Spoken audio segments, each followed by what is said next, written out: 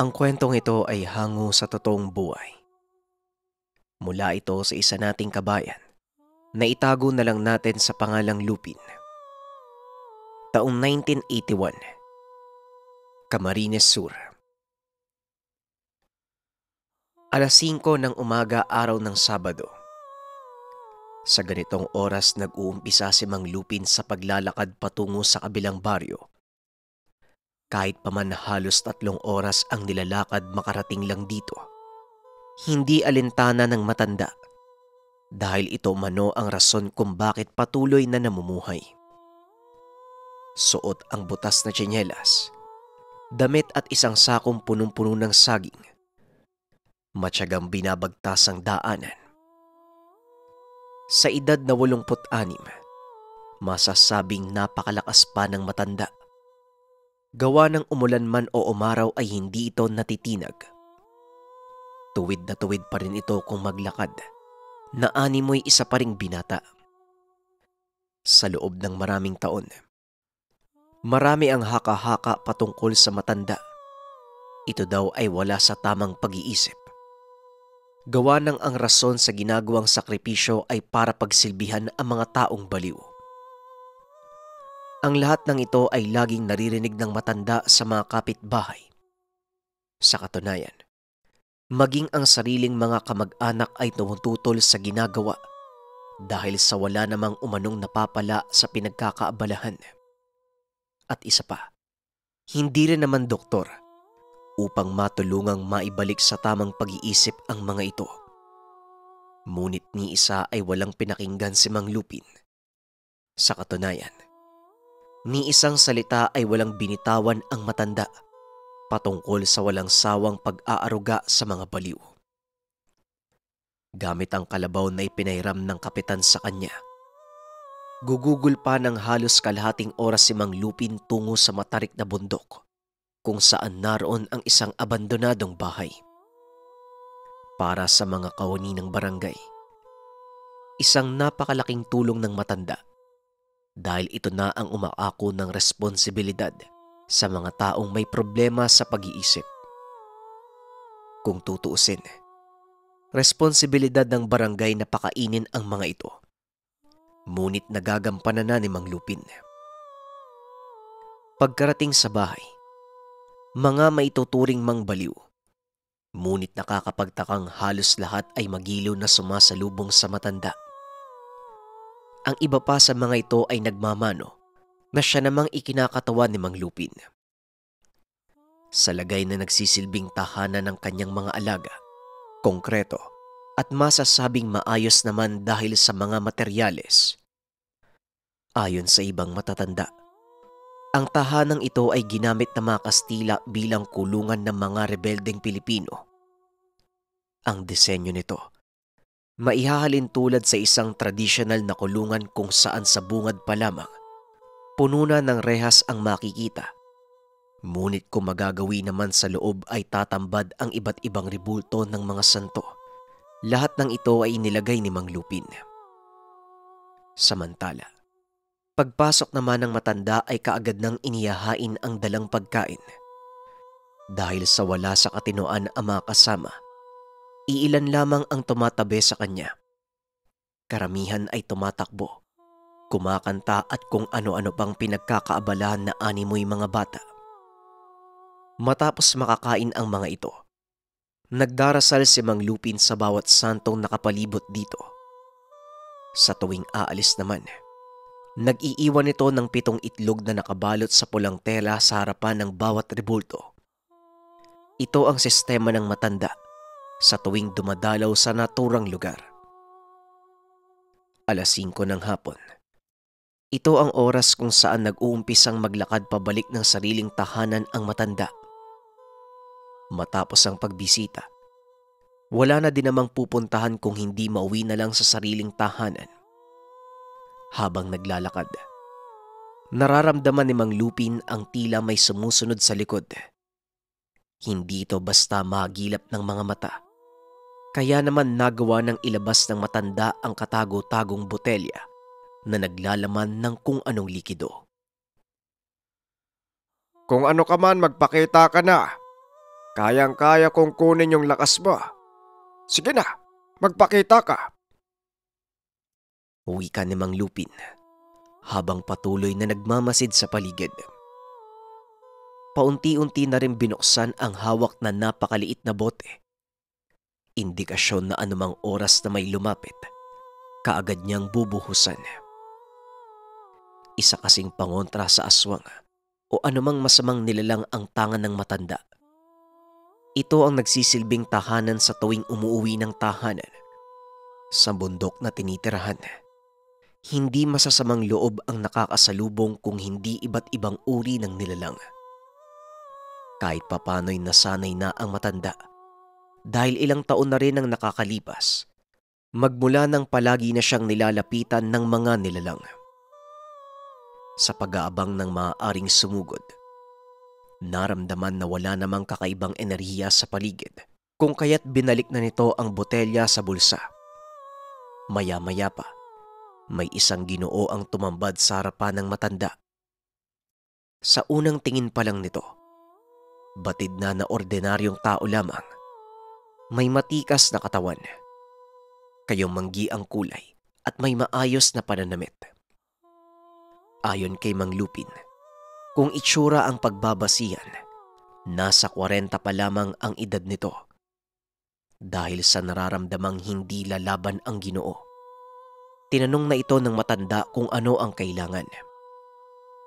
Magandang hapon po, Mang Lupin. Ako po to si Torio. May mga bagay lang po sana akong gustong itanong sa inyo eh. Ako po yung nawawalang anak ni Nato at... Hindi pa man natatapos ang pagsasalita ni Torio, sumenyas na ng kamay ang matanda na sumunod sa kanya. Habang binabagtas ang daan patungo sa tahanan ng matanda, nanatili ang katahimikan sa gitna ng dalawa. Nang tuluyan ang makaupo sa bakuran ni Mang Lupin, dito na nag-umpisang magsalita ang matanda. Sa puntong ito, Iho, gusto ko lang na mapatunayan mo sa akin na ikaw nga talaga ang anak ni Nato. Sa oras na mabigo ka at maramdaman ko na nagsisinungaling ka, hindi mo magugustuhan ang mangyayari. Pagbabanta ni Mang Lupin. Wala namang bakas ng pagkabahala sa mukha ni Torio, kaya naupo na ang matanda kaharap nito. Dati pa man, nag-aantay nang dumating ang oras na makaharap ang anak ng natatanging kaibigan na si Nato. Sa patuloy na pagpapakilala ni Torio, napatunayan nito na siya nga ang nawawalang anak ni Nato. Lalo pa itong nadiin nang makita ang botelya nakapareho kay Mang Lupin. Dahil dito, muling binalikan ng matanda ang pangyayari kaugnay sa paghahanap ni Torio ng katotohanan. Nagsimula ang lahat sa isang pagkakaibigan. Noong kabataan ni Mang Lupin ay madalang itong makipag-usap. Bukod sa namimili lamang ng makakaibigan, hindi talaga nito gusto ang makipaghalubilo. Ang pinaka-iniiwasan niya ay magtiwala sa tao. Ayon sa sariling paniniwala, mas mainam nang makipagkaibigan na lamang sa mga hayop kaysa sa tao. Simula pagkabata, puro na lamang pagtataksil ang naranasan. Magmula sa pag-iwan ng ina dahil nag-asawa ng iba, hanggang sa mga kaibigang tinaydor lamang siya, nabuo ang paniniwalang nabanggit. Ngunit kahit ayaw makihalubilo, hindi pa rin maiiwasan dahil sa kinakailangan makapagtrabaho para buhayin ang sarili. Maswerte nga lang dahil natanggap ito sa isang tindahan bilang isang kargador. Dito ay araw-araw na pumapasok ang binatang si Lupin. Iginugugol ang halos 10 oras sa araw-araw. Matuturing na masipag ang binata kaya kahit hindi pala imik, gustong-gusto ito ng amo. Samantala, tuwing nagpapahinga naman ay palaging napapansin ang baliw sa barangay na pinaglalaruan ng mga tao sa paligid. Madalas binabato ito ng mga tumatambay sa kanto. Ganun na lamang ang pagkaramdam ng lungkot ni Lupin, lalo na't hindi maiwasang mabato ito ng malakas, dahilan para bigla na lamang dumaloy ang dugo galing sa noo. Maraming beses nang nagtangkang tulungan ito. Ngunit maging siya ay nababato rin. Sadyang may mga tao na talagang maituturing na salbahe. Paminsan-minsan lalo na kung may sobra, inaabutan nito ang baliw. Hindi man makabanggit ng salitang salamat, galak naman sa puso ang nararamdaman ng binata tuwing makikita nitong kumakain ang kaawa-awang lalaki. Isang gabi, dahil sa alanganing oras na tapos ang trabaho ni Lupin, nagpa siyang magpalipas na muna ng gabi sa isang kubo na katabi ng pinagtatrabahuang tindahan.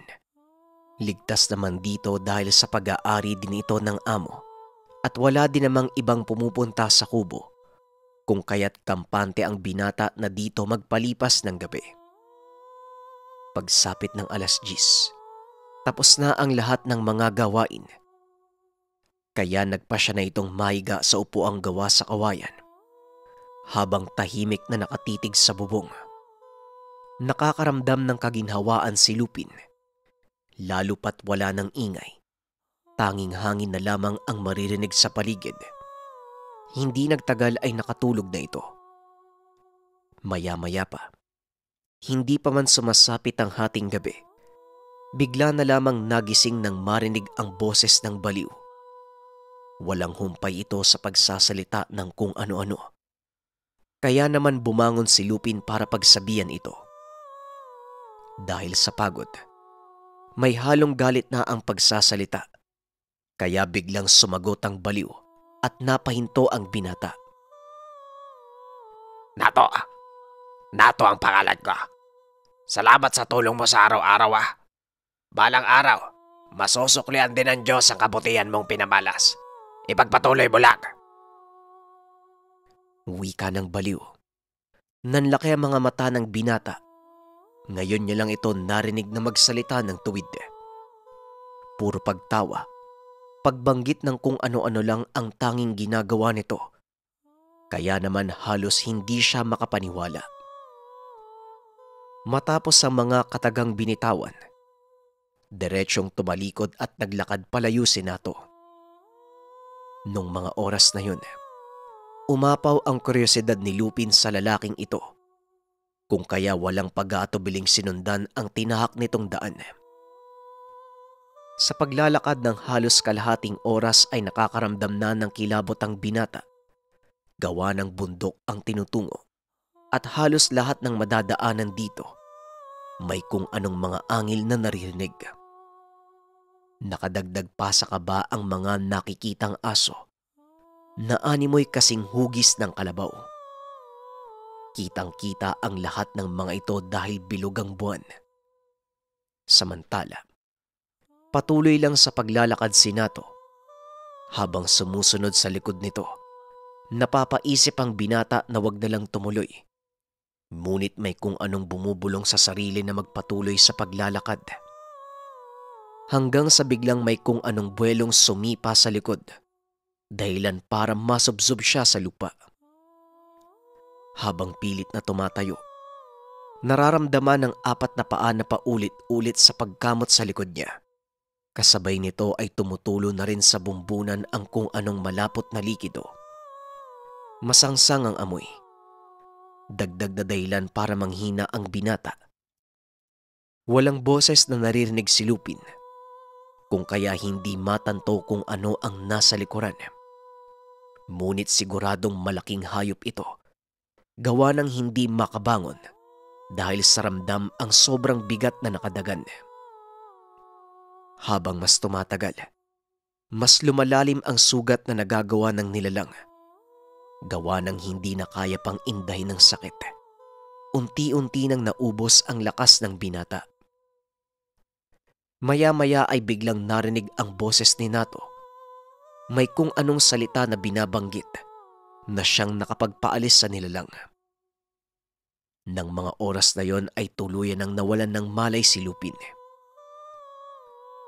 Sa sumunod na pagdilat, nakahiga na ito sa isang kwarto kung saan ang 4 na sulok nito napapalibutan ng iba't ibang ribulto ng mga santo. Pagtingin naman niya sa may pintuan, nakitang nagbabantay si Nato.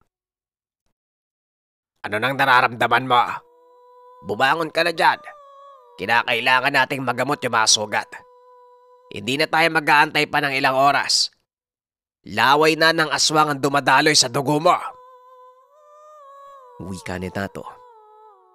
Dahan-dahang bumangon ang binata. Ramdam pa rin ito ang hapdi ng mga natamong sugat. Ngunit hindi na nagkaroon pa ng lugar ang pakiramdam na ito.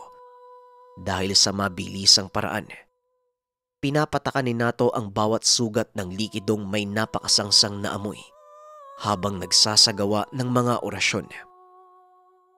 Dito ay mas lalong doble ang sakit na nararamdaman ni Lupin. Hindi na nagawa pang magreklamo dahil baka sa mukha ng Ginoo na seryoso ito sa ginagawa. Nang matapos ang gamutan, kagad nang pinalabas ng tahanan ng binata. Mariing ibinilin na kung anuman ang mga nasaksihan, sarilihin na lamang. Hindi na nakapagtanong pa ng kung ano si Lupin. Bagkus ay sumunod na lamang ito. Habang naglalakad pa uwi ay paulit-ulit na naglalaro sa isipan ang dalawang pagkatao ni Nato. Hanggang sa mga oras na yun, halos hindi pa rin makapaniwala na ang baliw na pinaglalaroan ng mga kabarangay hindi isang ordinaryong tao. Sa magdamag, ito lamang ang paulit-ulit na tumatakbo sa isipan ng binata. Nang sumunod na araw, kagaya ng dati ay naglalakad-lakad pa rin sa kalye si Nato. Wala pa rin ito sa matinong pag-iisip. Patuloy pa rin ang mga tao sa pagbato at pangmamaliit dito. Hindi mawala-wala sa pagtitig si Lupin. Gawa ng iba ito sa Nato na nakasama kagabi. Kaya naman hinayaan na lamang ito. Inabutan na lang ng makakain nung sumapit ang tanghalian. Sa parehong paraan, kinuha lamang ito ng baliw. Ngunit sa pagkakataong iyon ay bumulong si Nato. 6:00 ng gabi. Aantayin kita sa kubo. Tumango lamang si Lupin. Dumiretso nang bumalik sa pagtatrabaho. Kagaya ng napagkasunduan ng dalawa. 6:00 ng hapon ay sabay itong tumungo sa tahanan ni Nato. Pagkarating ay pinaupo lamang ang binata. Samantalang ang Ginoo ay inilabas ang rosaryo. Lumuhod at nagsimulang magdasal. Nasaksiyan ng binata kung paano nagsagawa ng ritual si Nato. Habang pinagmamasdan ito, hindi lubos maisip kung bakit kinakailangan magpanggap na baliw ng isang relihiyosong tao. Ngunit sa kabilang banda, sumagi sa isipan na baka gusto nitong maranasan kung ano man ang sinapit ng Diyos sa kamay ng mga taong walang pananampalataya. Sa makatuwid, ang pag-aalay ng dasal nito tumagal ng halos 1 oras. Maya-maya pa nang matapos si Nato ay umupo ito sa tabi ni Lupin. Alam mo, Lupin, ang bawat sanggol ay pinanganak na makasalanan. Kaya naman nagkaroon ng binyag para kahit papano mahugasan ang dalang kasalanan. Ngunit sa aking pagdanas ng kalupitan ng tao, masasabi ko siguro, naturalesa na ng bawat isa na maging mahina at magpasakop sa kasamaan. Nakita mo kung paano ko halos patayin ang mga ito dahil lamang sa pinapakita ko sa kanila na wala ako sa tamang pag-iisip. Ni isa wala akong sinaktan, ngunit lahat ng naibabalik sa akin sa lungat dito. Wika ni Nato. Dahil dito ay napatanong naman ang binata kung bakit kinakailangang gawin ang mga ito. Ang sabi ng Ginoo, gusto niyang maranasan kung ano man ang naranasan ng paghihirap ng Diyos. Dahil sa ganitong paraan, mas maiintindihan niya kung bakit muling kinuha ng Ama ang anak at pinabalik sa langit. Dito pa lamang, alam ko nang ikaw ang magiging kasama ko sa isasagawa kong misyon. Wika ni Nato. Dahil sa narinig ay napatanong ang binata kung anong misyon ang sinasabi ng Ginoo. Ayon dito, bago pa man sumapit ang umaga, kinakailangan nilang tumungo sa kabilang baryo. Dito ay sasamahan siya ni Nato na magpalaganap ng mga salita ng Diyos. Matapos makapagpaliwanag ng Ginoo, hindi muna nakasagot ang binata. Maya-maya may kung anong umusig sa loob nito at sumang-ayon sa Ginoo. Kaya naman kagaya ng napag-usapan, maagang lumuwas ng baryo ang dalawa. Habang naglalakad ang mga ito ay umaasal na baliw si Nato. Hindi naman ito pinapansin ni Lupin. Bagkus ay nagpatuloy lamang ang dalawa sa paglalakad hanggang sa marating na ang lugar na nais puntahan ng Ginoo. Dito ay naabutan nila ang iilang tahanan. Sa naturang lugar, may mga nakakakilala kay Nato, ngunit hindi baliw ang pagkakakilanlan nila. Bagkus ay isang guro na tagapalaganap ng salita ng Diyos. Kumusta po kayo? Hali po kayo, nakahanda na po yung tanghalian. Kumain po muna kayong dalawa. Kanina pa din po kayo inaantay ng iba nating kapatid. Wika ng isang binata na halos kasing edad lang ni Nato. Wala namang ibang ginawa ang binata kung hindi sumunod na lamang sa kasama. Dito ay napagtanto na isang iginagalang na tao si Nato. Gawa ang mga nakakakilala dito ay kulang na lang. Halikan siya sa paa sa sobrang pagrespeto. Matapos makakain ng pananghalian, tumungo ang dalawa sa isang pagpupulong kung saan naghalo-halo ang mga taong nakakakilala at hindi nakakakilala sa guro. Naupo lamang sa isang gilid si Luping habang nakikinig sa lahat ng pangaral ni Nato. Dahil sa galing nitong magsalita, maging si Lupin ay naaantig ang damdamin tuwing ibinabahagi nito ang nasa Biblia. Ang lahat rin na nakakarinig dito, mariing sumasang-ayon sa lahat ng nababanggit. Sa halos 5 oras na pagpupulong, pagpapakilala at pag-aaral ng mga salita, nakaramdam ng galak sa puso si Lupin dahil sa batid na mas napapalapit sa ama. Maya-maya pa, gawa ng lumalalim na ang gabi, tumuloy na ang dalawa sa tahanan ng lider sa lugar. Ayos lang ba sa inyo na dito magpahinga? Pasensya na po kayo ha. Yan lang po yung bakanteng kwarto. Wika nito habang ipinapakita ang tutuluyan ng dalawa. Wala namang tutol si Lupin dahil maayos at malinis ang lugar. Matapos mailagay ang mga dalang gamit, sabay-sabay silang kumain sa bakuran. Dahil sa medyo pagod na rin, maagang nagpahinga ang dalawa. Habang nakaiga ay may binilin si Nato. 10 taon na nakakalipas. Magmula nang hindi ko na nakita yung anak ko. Ang huli naming pagkikita, 7 taong gulang pa lamang siya. Nangyari ang lahat nang minsan ko siyang isama sa isang misyon kung saan ganito din yung ginagawa. Nung mga panahong yon, marami ang nakatunog sa pagsanib puwersa ng lahat ng katulad ko. Mga guro kung may tuturing. Sa mismong pagpupulong, may mga sumugod eh. Bagamat tao yung itsura, may mga kakayahan na kakaiba. Nung nagkakagulo, binigyan ko siya ng isang botelya, naglalaman ng pangontra sa kahit anong uri ng nilalang. Yun yung isa sa 2 pangontra na pinamana ng ama ko. Matapos nun, hindi ko na siya nakita eh. Biglaang may dumampot. Pero sigurado ko, buhay pa siya. Buhay ang anak ko. Minsan, hindi pumalya ang bote na yon. Nagulat si Lupin sa nalaman kung kaya't napatingin na lamang ito kay Nato. Maya-maya pa may inabot na botelya ang Ginoo. Pareho umano sa naibigay sa sariling anak. Ano pong gagawin ko dito? Hindi mo naman po ko anak ah. Tanong ni Lupin. Balang araw, magsisilbing proteksyon. Magiging daan para mahanap mo ang aking anak. May tiwala ako sa iyo, Lupin. Kapag naganap ang araw na pumunta siya sa'yo, magtulungan kayo. Tulungan niyo mga nangangailangan ng gamot galing sa kapangyarihan ng Ama. Dahil sa narinig, hindi na kumontra ang binata. Nagkaroon pa ng kaunting pag-uusap, ngunit hindi nagtagal ay nakatulog na rin si Nato, habang si Lupin ay patuloy sa pag-iisip sa mga sinabi ng kasama.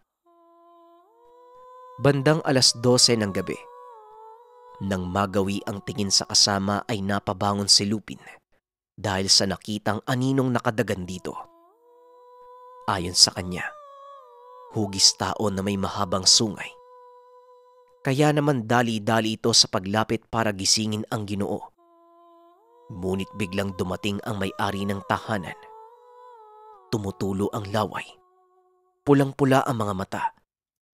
Kagaya ng anino, merong sungay sa ulo. Huwag mo nang gisingin yan. Kahit anong gawin mo, wala na sa katawan niya yung kaluluwa. Wika nito. Maya-maya pa ay binuka nito ang 2 palad. Pinapili si Lupin. Sa oras na magkamali siya ng pipiliin, tuluyan na siyang maninirahan sa lugar.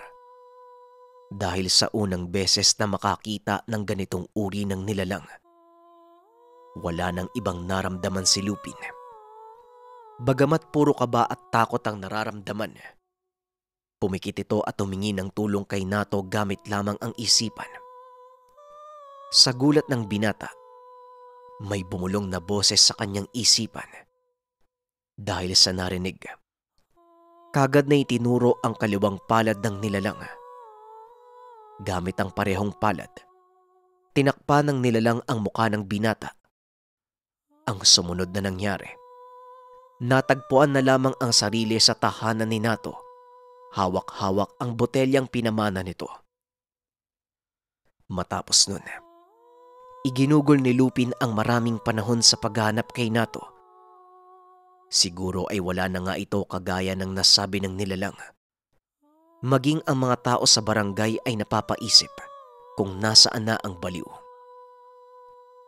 Makalipas pa ang ilang taon ay dinala na ni Lupin ang mga rebulto ng santo sa nasabing tahanan ng mga baliw. Ito mismo ang dahilan kung bakit malapit sa mga baliw ang matanda na si Mang Lupin. Nang maisalaysay ng matanda ang lahat ng ito kay Torio, napaluha na lamang ang Ginoo. Dahil matagal na panahon na mula nang mangyari ang lahat, ngunit sariwa pa rin sa alaala ang mga pangyayaring pagkahiwalay sa Ama. Kagaya ng bili ng yumaong guro, nagsanib puwersa si Mang Lupin at ang anak nitong si Torio, dahilan para maging usap-usapan sa lugar ang pambihirang kakayahan ng dalawa. Naituring mang baliw si Mang Lupin, ngunit walang nakakaalam kung ano ang istorya sa pagiging malapit nito sa mga baliw.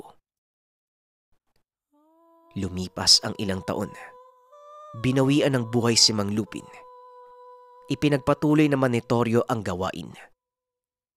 Samantala ang tahanan ng mga baliw, nawala na ito dahil sa proyekto ng gobyerno. Hanggang sa ngayong ika-ika na si Torio, hindi pa rin niya malilimutan na minsang naniwala si Mang Lupin sa isang tao na nagpapanggap na baliw.